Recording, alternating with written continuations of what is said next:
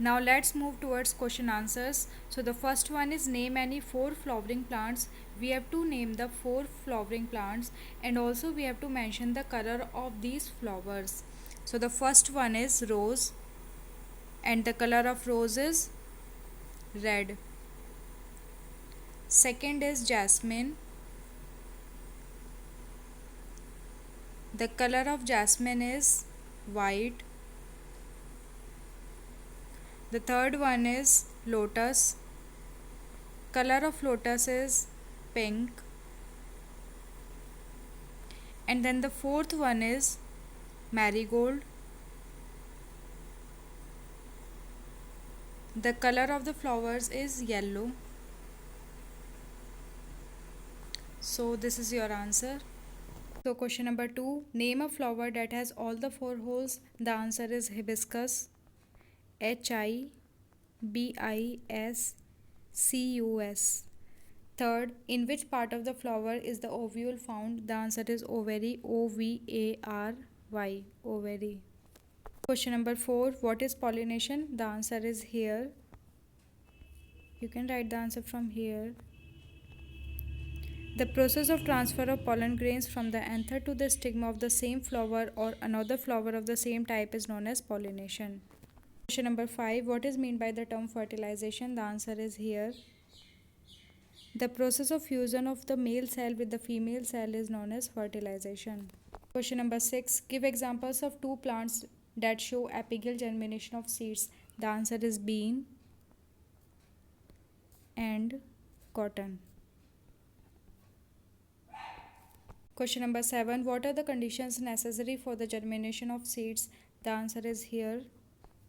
Sufficient amount of water, air, and a suitable temperature are the conditions necessary for the germination of seeds.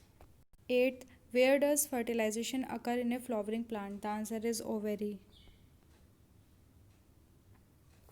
Question number 1, what are the male and female parts of a flower? Mention the functions of each. So the answer is here. First we will write here female reproductive parts.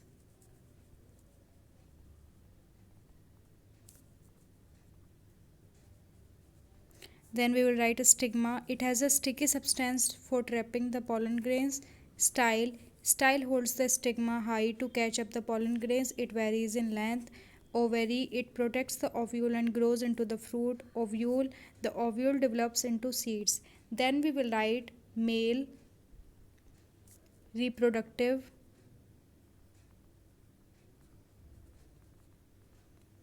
parts, and then we will write filament. It holds the anther high up, and anther, it contains pollen grains. So here is your first answer. Question number 2, explain the structure of a seed in detail. Your answer is here. The seed has an outer protective cover called the seed coat. There is a small scar on the seed coat. This is known as hilum. And at the pointed end of a seed, microphyll is situated, which is very close to hilum. Then we will write, on removing the seed coat, the fleshy part is known as cotyledons are seen. The cotyledons store food for the baby plant, which is called embryo, and an embryo has 2 parts, radicle and plumule. Here is your second answer. Question number 3, what are the 2 types of germination in plants? Give 2 examples of each. Your answer is here.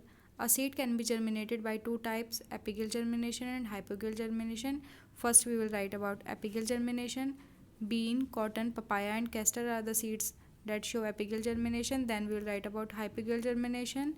Seeds of maize, groundnut and mango show the hypogeal germination. Here is your third answer. Question number 4, name 3 agents by which pollination takes place in plants. Also give 2 examples of plants in which pollination takes place by these agents. So cross pollination takes place by various external agents like wind, water and insects.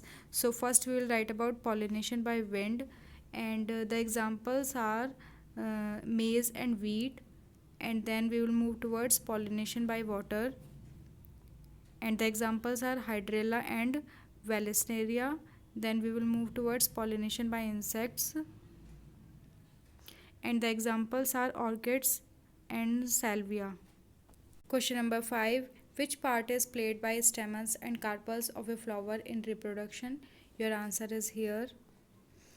Stamens are the male reproductive part of the flower, whereas carpels are the female reproductive part of the flower. Stamens has the male germ cells known as pollens, and the carpel has female germ cells which is known as ovary or eggs. Here's your answer. Question number 6. Why do insect pollinated flowers produce nectar? So your answer is insect pollinated flowers produce nectar to attract insects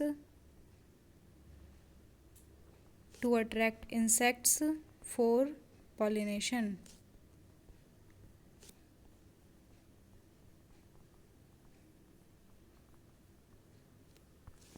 Question number 7. What are pollen grains? Why are they produced in a flower? Your answer is here. The anther bear yellow, powdery substances which is known as pollen grains. The pollen grains take part in reproduction of flowers. Question number 8. Give a point difference between calyx and corolla. Your answer is calyx or petals are green colored substances which form the outermost hole, while corolla or petals are colored other than green structures form the second inner hole of a flower. Question number 4. Differentiate between the following. First one is complete flower and incomplete flower. Your answer is here. A flower which has all the 4 floral holes is known as complete flower, and a flower which lacks any of the floral holes, it is known as incomplete flower. Second part, self pollination and cross pollination. Your answer is here. This table. First one, the transfer of pollen grains take place from the anther to the stigma of the same flower or another flower of the same plant. Second, in this type of pollination, external pollinating agents are not required. Third, the flowers need not be large, showy, and scented. And in cross pollination, the first part is the transfer of pollen grains take place from the anther of one flower to the stigma of another flower of the same type. Second, in this type of pollination, external pollinating agents such as wind, water, and insects are required. Third, flowers should be large, showy, and scented. Here is your answer. So the third one is apical germination and hypogal germination. Your answer is here. Apical germination, in dicot seeds, the cotyledon thick with stored nutrients emerge above the ground during germination and then transport the stored nutrients to the developing seedling. This type of germination is known as apical germination. Bean, cotton, papaya, and castor are the seeds that show apical germination. In hypogal germination, the monocot seeds contain only one cotyledon. When these seeds germinate, the cotyledon remains below the ground. The cotyledon transport the nutrients in them to the developing seedling. This type of germination is known as hypogal germination, and the seeds of maize, groundnut, and mango show the hypogal germination. This will be your answer. Fourth one is androecium and gynoecium. Your answer is here. Androecium, it is the third hole of a flower. It is the male reproductive part of a flower. It consists of filament-like structure called stamens. And then gynoecium, it forms the fourth innermost hole of a flower. It is the female reproductive part of a flower. It is composed of one or more carpels or pistils. This will be your answer. Next is think critically. So the first one is, can fertilization occur in flowering plants without pollination? So the answer is no. Second, tomato is a fruit but apple is not considered as a true fruit. Give reason. So your answer is here.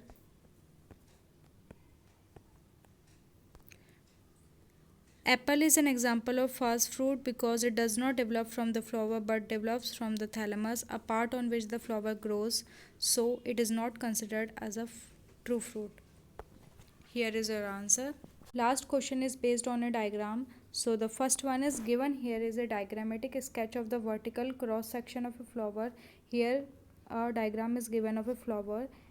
A part, label the parts 1 to 6. We have to label the parts. So the first one is style. Here it is a style. Second one is a stigma. Then the third one is anther, anther, anther.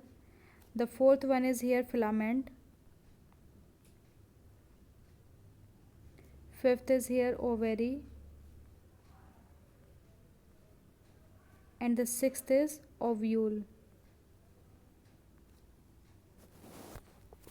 B part, name the reproductive holes of a flower. The answer is androecium. Androecium, androecium. And gynoecium, gynoecium.